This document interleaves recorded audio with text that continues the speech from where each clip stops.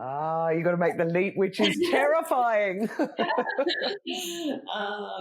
So I went the next day and I resigned from Guilt. Oh, how did that feel, Aslaug? I wonder whether your heart was in your throat, because I personally love that moment where you go, see you later, I'm going to go and do something else. But you're saying goodbye to all the security and all the other things that you had gotten used to, I guess. Yeah, I mean, to me at the time, it felt like the only right thing to do. It felt like the thing I had to do. So I loved the Guild founders. They were amazing to work with. But I had to do this. But I didn't. So I did not discuss it with my husband before. No. I knew he would not approve. And meanwhile, presumably he was working, so there was in the family, there was a buffer there. He was. But when I came home and told him, honey, I resigned today, he said, "You are crazy." He was the "you're a crazy woman" reaction. Right.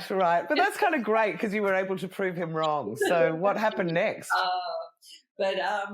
He actually came around. He became the first small seed investor in the business. We decided to, I had to work another month at Guilt, but in parallel, we found an office space. We decided to take some friends and family money. So we raised a small amount, but we're in parallel continuing the conversations with VCs.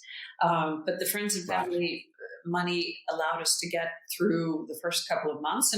And so I leave Guilt in June of 2010, and we finished our Series A in August of 2010, which is kind of incredible. It usually does not happen that fast. It has not happened that fast for me after that. No, I haven't heard of it happening that fast. But there you go. It was just like the universe telling you were on the right track. Yes, I think, and the timing ended up being perfect. So, we brought on neither of us had a technical background. So our first hire was a CTO, which took time to find in New York. But we found that and we started building, and it's crazy at the time. The department stores in the US, they had websites to sell, but they weren't shipping internationally.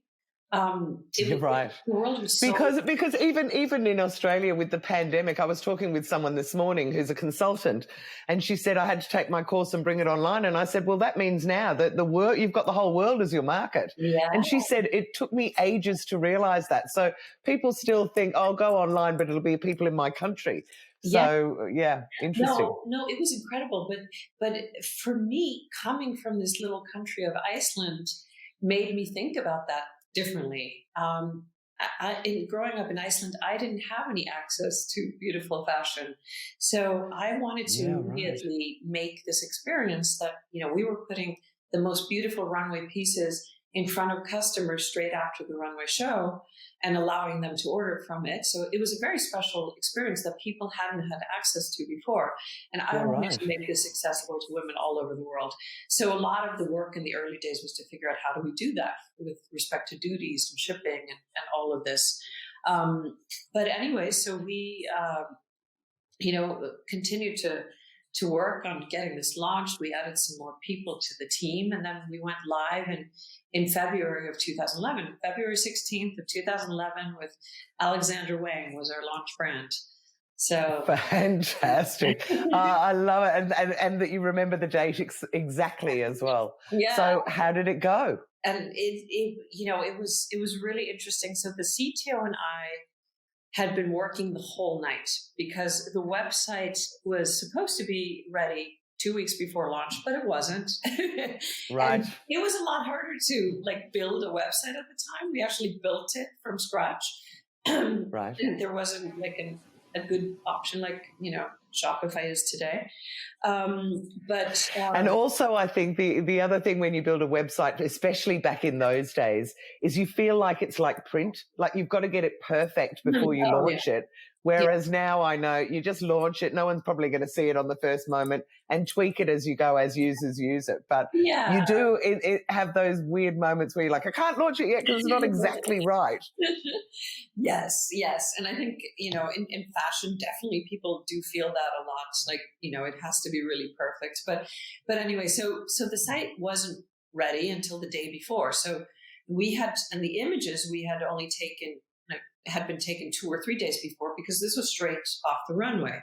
Right. Alex's show was maybe on, I can't remember, on the Saturday, I think, and we launched, on a Tuesday or something like that. Monday or something. Yeah, right. Very close.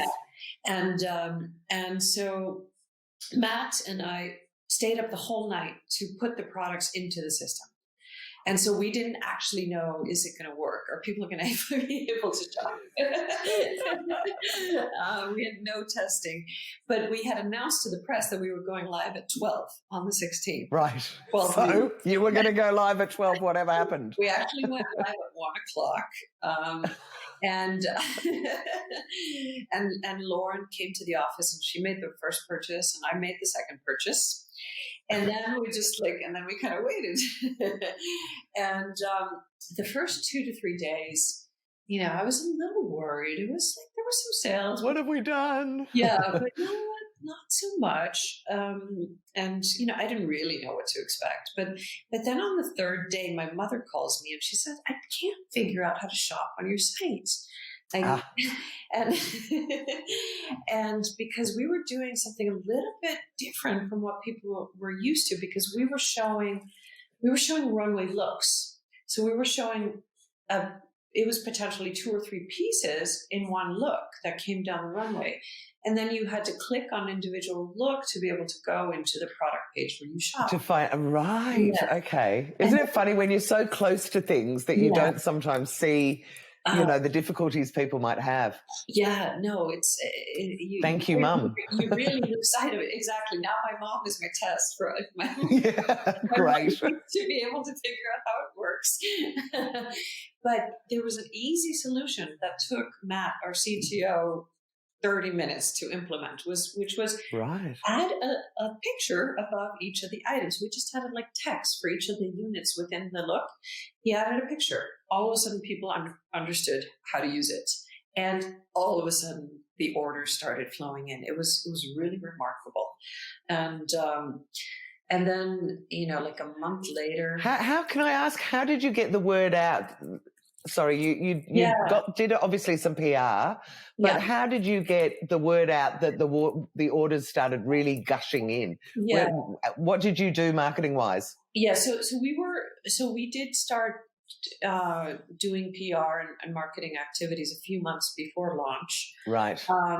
And we decided, at the time to do a closed experience. So you had to join as a member to be able to shop. Which is perfect for your market. And the other thing is, was Alexander Wang exclusive to you? So it wasn't selling anywhere else, so that if they were going to buy, they had to buy from your site? So pre-order wasn't available anywhere else.